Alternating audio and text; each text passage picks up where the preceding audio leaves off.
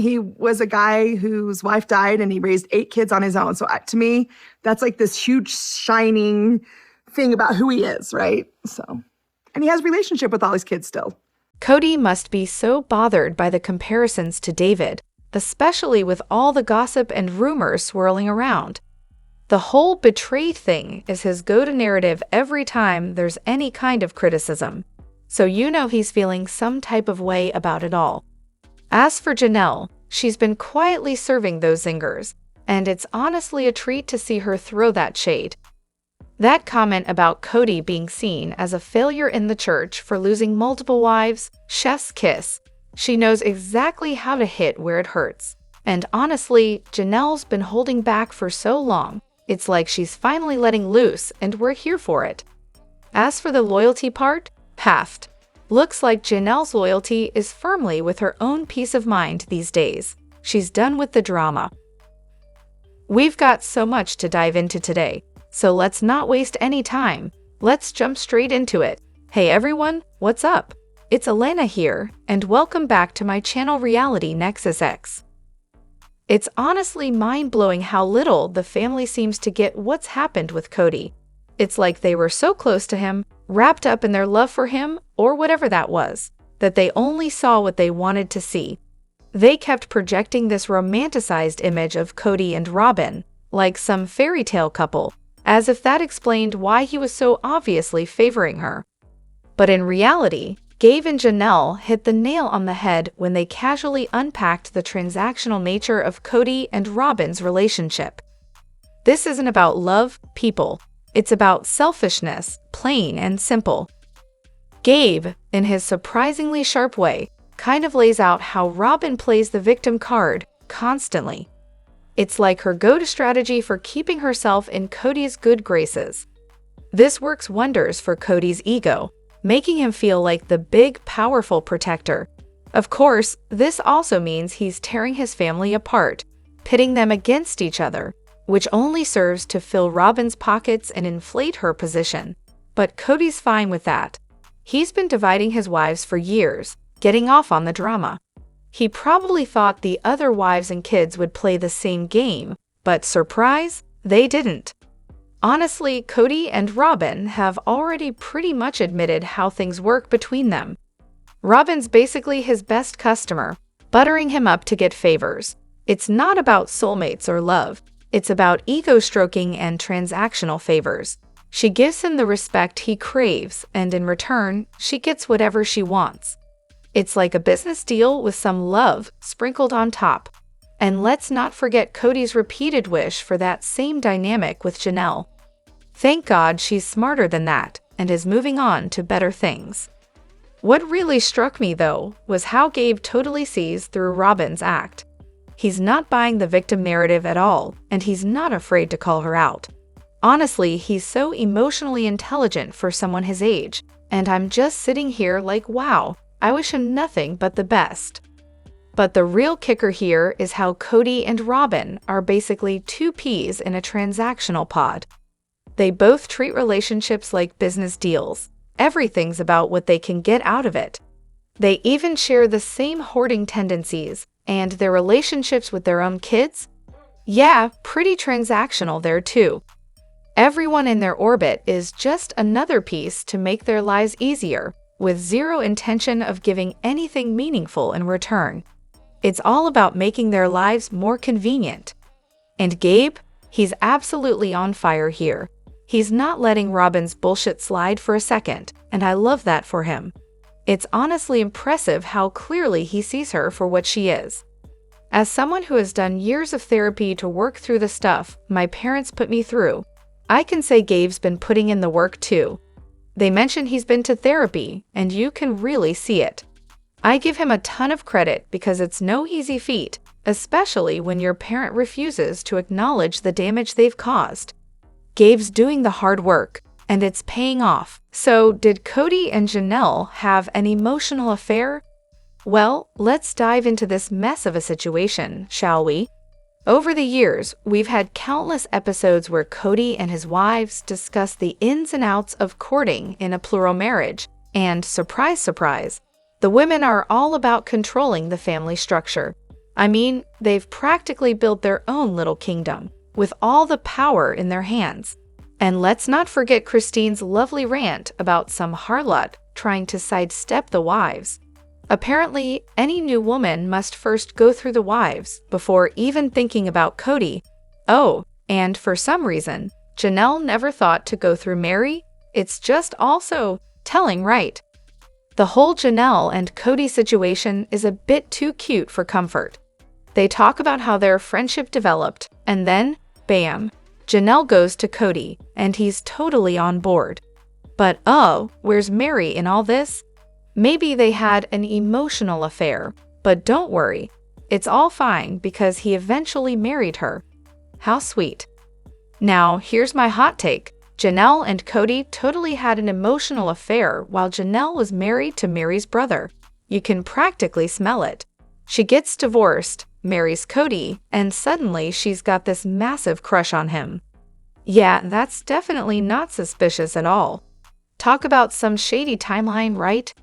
And let's not forget how the show presented Meri as the villain in all of this, making us think that she was the one at fault, conveniently leaving out the fact that Janelle was married to her brother. Like, who wouldn't feel some type of way if your sister-in-law was sneaking around with your husband? Honestly, I wouldn't be signing up for therapy sessions with her either. Who needs that kind of emotional chaos in their life? Sister wives. Janelle Brown finally sells late son Garrisons' Arizona home after months on the market. Well, I'm sure everyone's just thrilled about this outcome. I mean, Garrison was so proud to be a homeowner, and rightfully so, considering how hard it is these days. But of course, things had to go sideways, didn't they?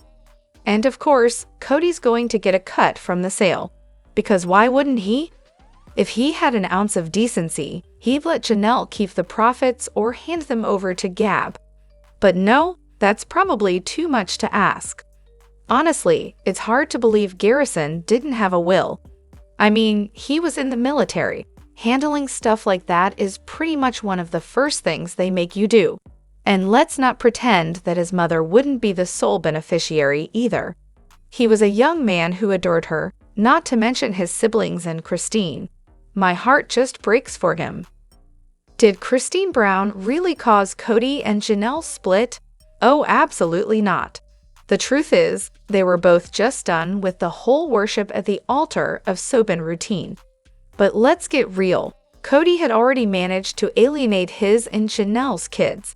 And don't forget that epic meltdown before Christmas. That was all Kody's doing, rampant destruction on full display. I can't wait to see that walking disaster of a human tomorrow night. Every day that goes by, it's like watching him actively work to ruin his own reputation. Janelle? She knew things were headed downhill the moment she saw Robin acting like some mob boss during their first family meeting, pulling Kody's strings. Then came the drama at the next family meeting, when Kody had a meltdown over Janelle renting a house with Christine and her kids to celebrate Christmas. His rage toward Janelle only got worse, culminating in that final blowout at her apartment. And let's not forget, Janelle realized what Kody and Robin were doing with the family money, her money, and that Kody was done with her kids. Oh, and of course, expecting her to kiss his and Robin's behinds for all eternity. What was her takeaway? Kody's plan was to push the three wives out so he wouldn't have to deal with them. So she left? I mean, who wouldn't? This whole thing is on Kody. The idea that Christine is to blame is laughable. If Janelle had turned her back on Christine, the outcome would have been exactly the same. What really eats at Kody? He wanted his three wives to be bitter, miserable, and alone for the rest of their lives, because, obviously, how could anyone survive without him? Instead, they're all thriving, happier than ever, and he just can't wrap his megamaniacal little brain around that. Kody Brown recently opened up about his regret and grief following the tragic death of his son Garrison. And it's hard to ignore how conveniently all his reflections seem to center around how his life has been impacted. You know, classic Kody. I wish I could have taken him out for a beer, he said, followed by, I had expectations. It's almost as if he's more upset about his lost future with Garrison than the actual loss of his son. And of course, there's the "I thought there was more" timeline, because time is such a precious thing when it suits your narrative, right? The only mention of Garrison as a person was a passing comment about how Garrison liked to joke around or talk about adventures, but never anything deeper. Not a single word about his son's character or life, just a brief mention of his quirks. So where's the supposed growth or reflection? Where's the change? We've all been waiting for that moment of self-awareness, but it's not showing up. Let's not forget Kody's spectacular track record of bullying his own sons. He disowned them, picked his new wife and kids over his own flesh and blood, and now, in this moment of grief, he still seems to be asking for a round of applause. It's as though he's lamenting, "I wasn't too worried about my relationships with my kids. They just needed to get over their anger, and maybe, just maybe, if they accepted my marriage to Robin and treated her well, we could have fun again." Fun, of course, being Kody's code for things would be perfect if you all just did things my way. Kody's words boil down to, "I did what I wanted, and they should have just accepted it. Sure, I threw their moms out like last week's garbage, but hey, I thought we'd all get along if they just fell in line."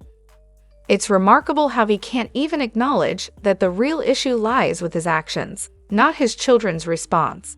And don't expect any tough questions from the media about whether Kody has actually done the work to repair his fractured relationships with his kids. We all know he's allergic to anything that doesn't feed his ego. And then there's the odd comment about how his responsibilities kept him from spending time with Garrison. We're all supposed to believe it was just a case of everyone's busy, but we know better. Kody cut Garrison and Gabe off. It wasn't just a busy schedule, it was a choice. Loss changes people, especially the death of a child or a suicide. Anyone who's been through that understands it can completely alter your perspective. But what's most upsetting here is that Kody's grief seems more self-centered than anything else. He's not using this to bond with his surviving kids or reflect on what truly matters. Instead, we get cringy statements like, "I wish I could have taken him out for a beer," which feels a little hollow considering the history with his sons. I'm giving him some grace here. Grief is complicated, and everyone handles it differently. But let's just say, I'm side-eyeing the whole thing. Kody's latest confession has me absolutely stumped. What is his endgame here? What does he think he's accomplishing? Newsflash, Kody, the public is never going to back you up on this. Ever. Now, my Keltie's gonna do my Keltie, but seriously, why does she want to bring that kind of energy into the sacred space where babies are born? Like, couldn't they just zoo her in or something? It's weird. I get it. She wants Robin there. Fine. But does she really think about how it might feel for her own bio mom to watch her grandkids being born with that hovering around? Christine might be trying to keep it cool, but let's be honest. Can you imagine trying to stay zen with that kind of evil eye staring you down? And can we just take a minute to talk about Robin's brows? They've gone full emoji, straight, rectangular, and absolutely not human anymore. So good job, I guess. Lastly, for the love of all things holy, someone please take Robin's hot roller set and throw it into the woods where it belongs. I'd happily leave her with a simple brush instead. It's time for a change. Sister wives. Kody and Robin Brown's $1 million mansion versus Christine Brown's fight for Truly's future. It honestly makes my stomach turn knowing people with this much money can't even be bothered to provide basic medical care or health insurance for their children. And let's not forget Christine, who was taking donations for Yisabel's surgery while living in a $750,000 home and vacationing like it was no big deal.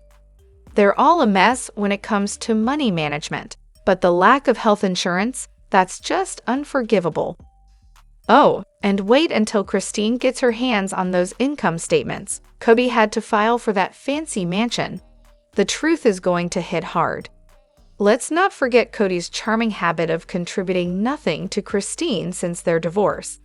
If that doesn't scream deadbeat, I don't know what does. It should be pretty telling to the court.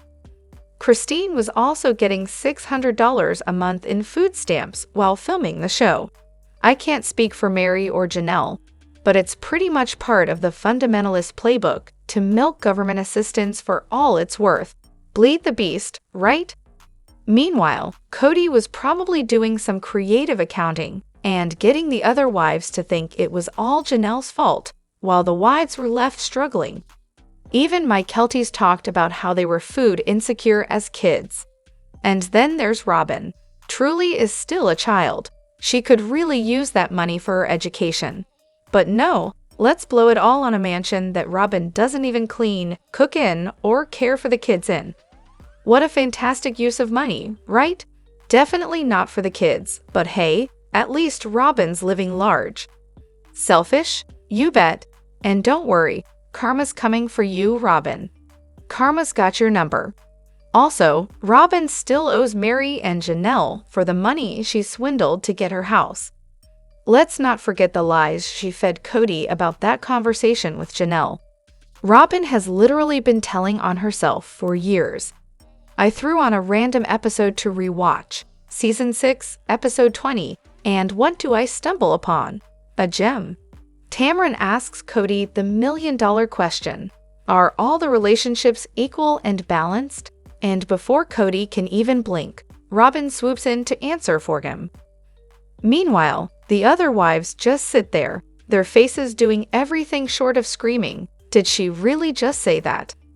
Honestly, saying that out loud was wild. Like, how do you not hear yourself? Someone should honestly keep a highlight reel ready just to play back every time Robin tries to rewrite history with her tearful, "How did this happen?" routine in the present day. Enter the infamous apples and oranges monologue, her go-to excuse that somehow made it all the way to the Season 17 tell-all. Yeah, that started here. That was the exact moment I stopped merely disliking her and moved straight into full-blown despise territory. Admittedly, I missed the whole dog dress debacle the first time around, but still. Let's be real, Kody is the architect of this disaster. In their culture, it's the man's job to lead the family, to be fair and balanced with his wives and kids. What did Kody do instead? Delegated everything, stirred the pot, so his wives would fight over him like some prize, and then basically ghosted the original crew the second a younger, shinier wife showed up. And speaking of Robin claiming her territory, remember when she told the other three to suck it up because Kody picked her wedding dress? That was the metaphorical pea on the tree moment. She marked him, and the rest of them were supposed to just deal. Sister Wives was basically over right then and there. Let me know what you think in the comments. Don't forget to hit that like button and subscribe to my channel. I'll see you in the next video. Take care and much love to you all.